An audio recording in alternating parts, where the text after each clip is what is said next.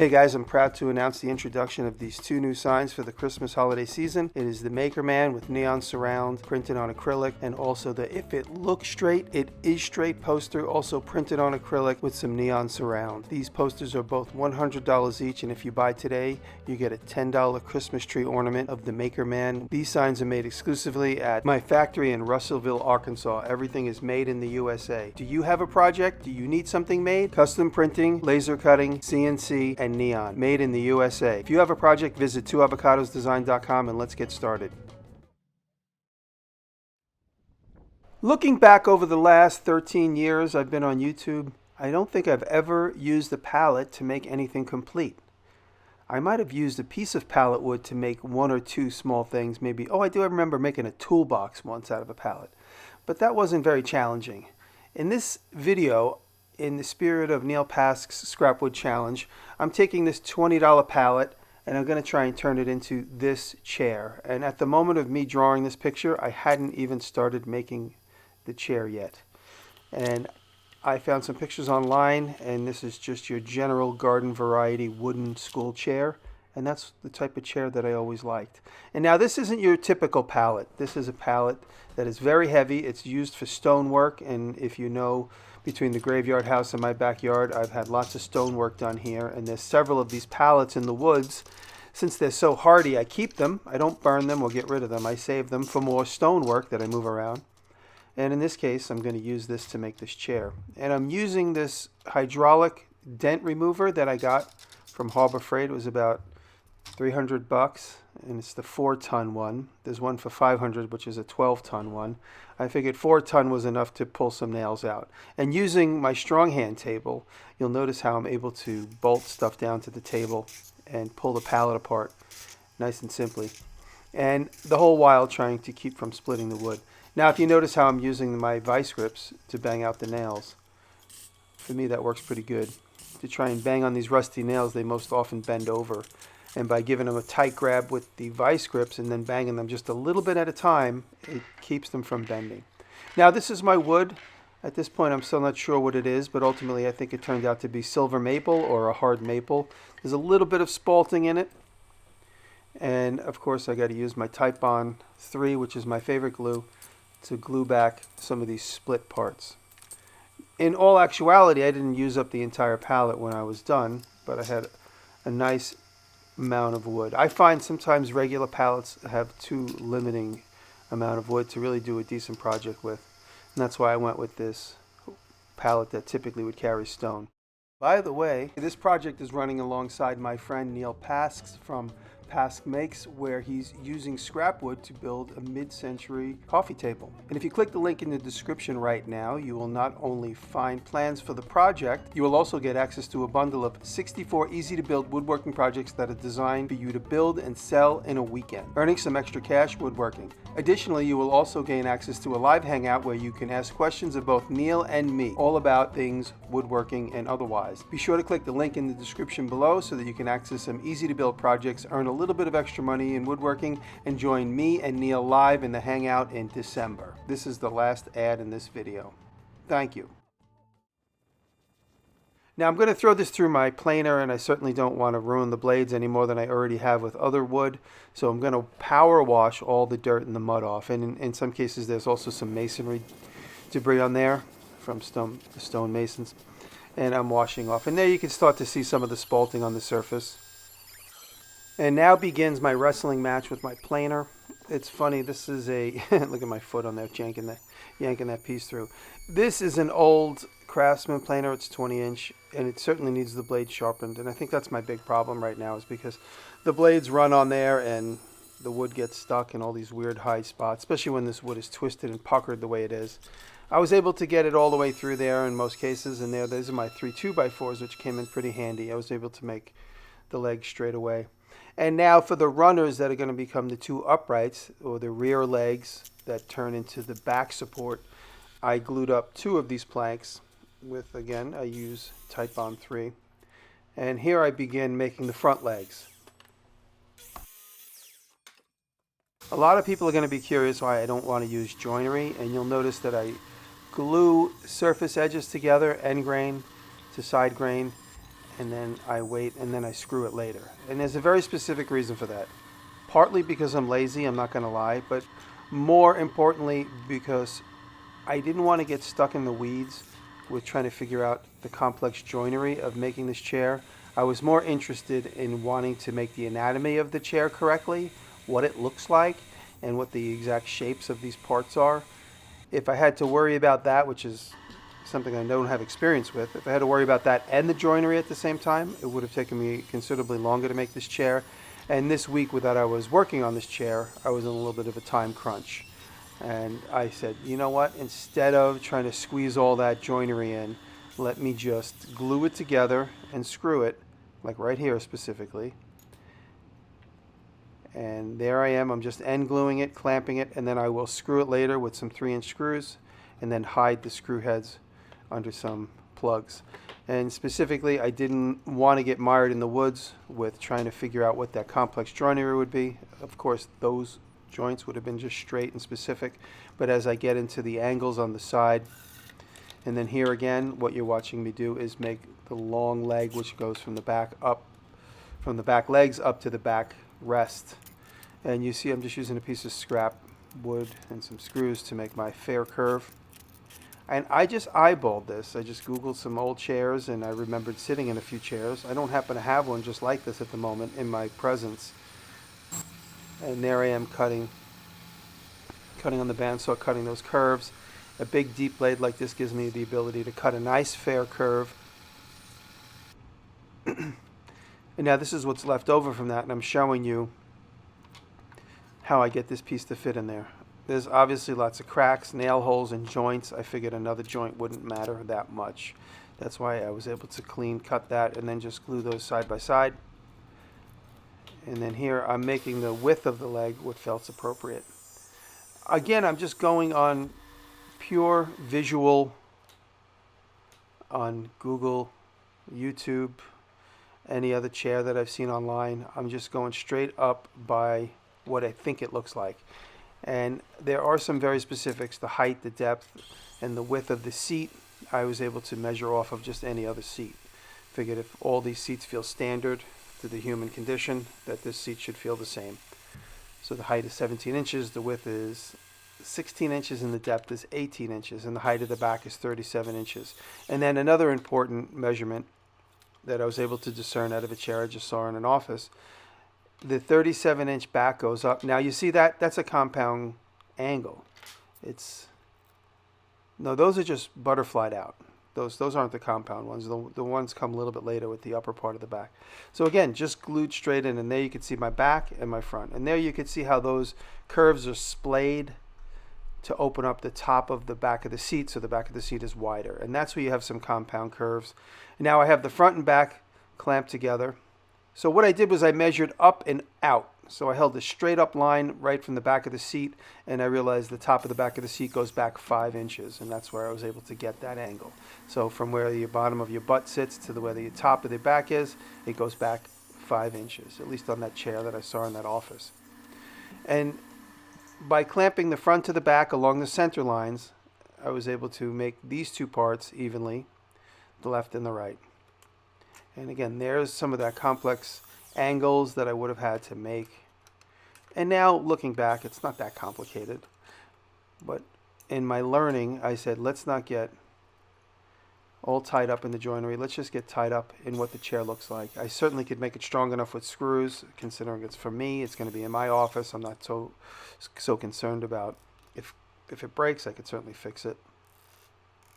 Now I'm gluing everything together, and I'm using the DJI 5, and if you follow me on Instagram, I complained about it. The automatic exposure setting fluctuates, and that's why you see here it's going light, dark, light, dark, light, dark. And then I played with the settings later on, and it wasn't until I got in the edit that I realized some of my shots are a little red and overexposed. So later on in the video, you'll see some mismatched white balance. And here you see what I'm doing. I'm putting 2 screws over and 2 screws under. Obviously I have to pass through. Now I'm expecting a lot of that joint right there. I know for sure that I'm really expecting a lot. That's doing a lot of heavy lifting right where those screws cross. I will make sure not to tilt back in this chair. I don't want it to break. I don't want to get stabbed to death by a slat in the back. So I'm not going to be doing any two-wheeling in this particular chair. And now I think what I'm going to begin to make next is the ribs that hold the bottom together. Now here I do some traditional joinery only because it seems to be straightforward, and frankly I would be asking a lot of those thin pieces to be carrying screws. So if I put a 3-inch screw through the leg and then into the end of the 1/2 inch by 3/4, I would be asking too much of it. So I said, let me do some joinery so I don't look like a total wimp. And here I'm using some Forstner bits to clear out the wood. And I pull out a lot of the material with the Forstner bits, but then I get in there with my blue spruce chisel. I met up with blue spruce guys in Springfield, Massachusetts in January. And they were kind enough to give me a beautifully sharp, sexy chisel, and that's what I use for most of the removal here. And I did not glue the back on for this specific reason, so that I could take it on and off while I put in the braces on the bottom of the legs. So the back is not glued at the moment. And I still need to make my cross brace here, and I also pocket out holes for that as well. Again, I could have screwed it, but it really wouldn't have been doing much work. So here you see me chiseling out the pocket for the cross brace, and then when I glue the cross brace into the two horizontal braces at each side, and then I put the back on, everything gets glued for the final moment and then gets screwed together. The proportions are all starting to look accurate. I'm really happy with it, and now it's time to make the seat. And that's what you see me doing here is I'm preparing a few of the planks. I glue them up side by side, and I prepare to make the seat.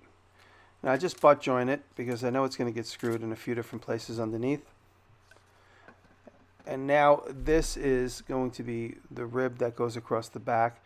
And this is where that joinery I talked about gets a little complicated, because not only is it splayed at about a 7-degree angle, it also comes down, so the splayed joints are also tapered. And I spent some time off camera trying to figure out how to get that taper, and I was able to get it.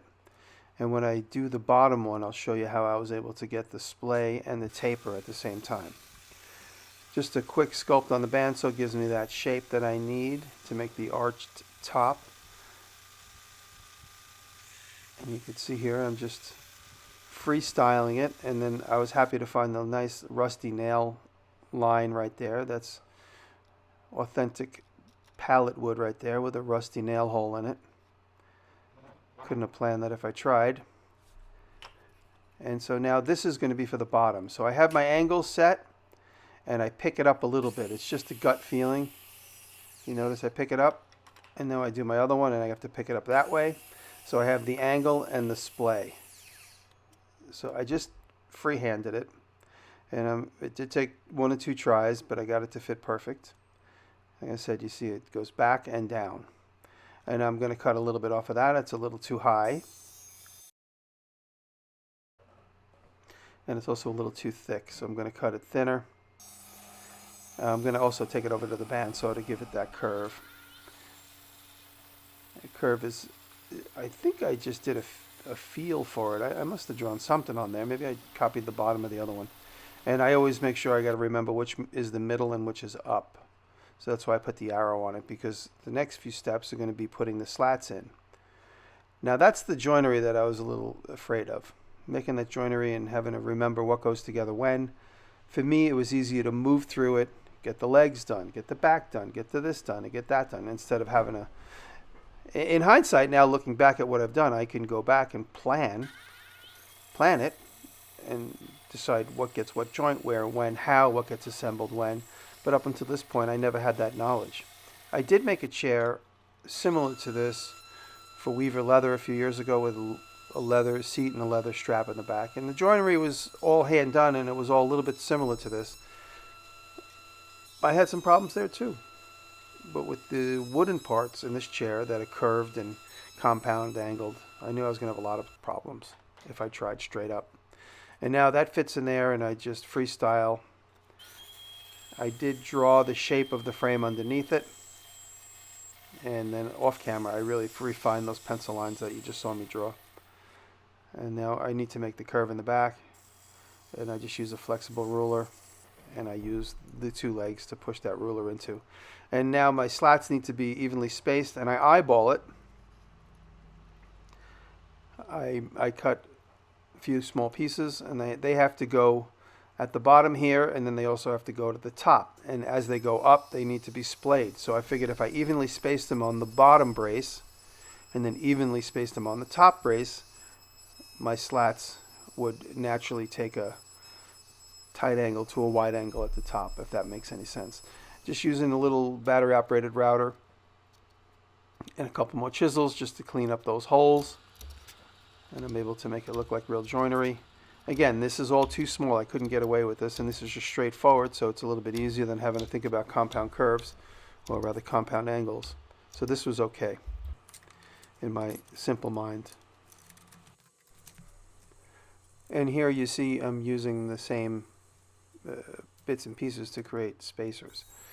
And it's definitely not the same size. It's wider. This piece is wider at the top than it is at the bottom. So as the slats go up, they're going to separate. And it's going to look fine because I got to see the finished piece already. And doing this routering gets out a lot of the material. It was hard to keep that clamped in there. I could have just put a piece of spacer in the middle of that curve to keep it tight. You notice it keeps moving around, but I got to where I needed to be, and now I make the rest of my slats for the back. And I was looking specifically for nail holes and cracks and stuff. I wanted that. And now here I am assembling the back. Now you can imagine if I had the joinery, I would have had to put this together and then put the back leg side to side and then put it onto the frame, also trapping the back rail. And there you go. No muss, no fuss. Assembled. And then before the end of the video, I will screw it and put a plug over the screw. Nobody will know. They're going to know. No one's going to know. And the plugs, I just cut a square piece and just went over to the sander. Went to my Ameribraid sander and made them round and banged them in. Now this is bracing underneath. Obviously helps support what's going on there with the screws. And I glue it in, let the glue dry, and then I screw it later. I will never glue something and then screw it at the same time. I always glue it, let the glue do its job, and then I come back later and screw it. This way, you're not slipping around, you're not misaligning something. You're always able to get it exactly the way you want it. Let the glue tack up at the very least, if not dry completely, and then get in there and put your screws in. Now that I cut my seat out, I'm using my Arbortech tools to sculpt out the bottom of the seat. And here I think I made my seat a little too long front to back versus side to side, but it is still very comfortable. And as I was saying, I looked for the nail holes, I looked for splits and cracks just to accentuate the fact that this is all pre-owned wood, pre-used wood. It lived a completely another lifestyle in the middle of my backyard. And there you see me adding screws to those corner braces.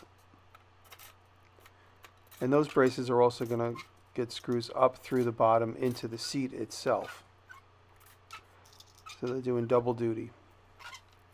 And now I'm using my flush cut saw, cutting those down, and then I'll go in there and I'll sand them as well. Now that I've built this chair, I can go back and I could make plans from this. I can go back and draw everything accurately, and then also I could fix things that I think need to be adjusted. In there, obviously, you could see where the holes are going to go up into the bottom of the seat. You see that tool that's there on the right side of the screen? That's a little blower. I use that a lot. It's not even a DeWalt. It's just some off-brand that happens to take a DeWalt battery. Got that on Amazon. And now I'm using Total Boat Gleam. I do a couple of coats of Gleam to build up and fill in the grain, sanding in between. This is the Gleam Gloss, and then I'll do one last coat of the satin spar varnish, and it gives me the look I like. This is still in between wet coats, so this isn't the finished part, but still you can see it's drying. And I'm very happy with the results. For me, this was definitely a personal challenge, and one of the reasons I didn't do this sooner is because I was a little hesitant about the joinery. And then in the beginning of this project I said, screw the joinery. I hate doing joinery. I'm not good at it, and it's annoying. But in the future, I might do it. But in the meantime, I have a cool chair made from a pallet that costs $20, and I could probably sell this for a couple $100 based on my YouTube celebrity. Not much more, but based on my YouTube celebrity. Thank you for watching. I hope you enjoyed this. And there you can see it actually works. Thank you, everybody. Go watch my Patreon for behind the scenes stuff. You'll find a lot of cool stuff there.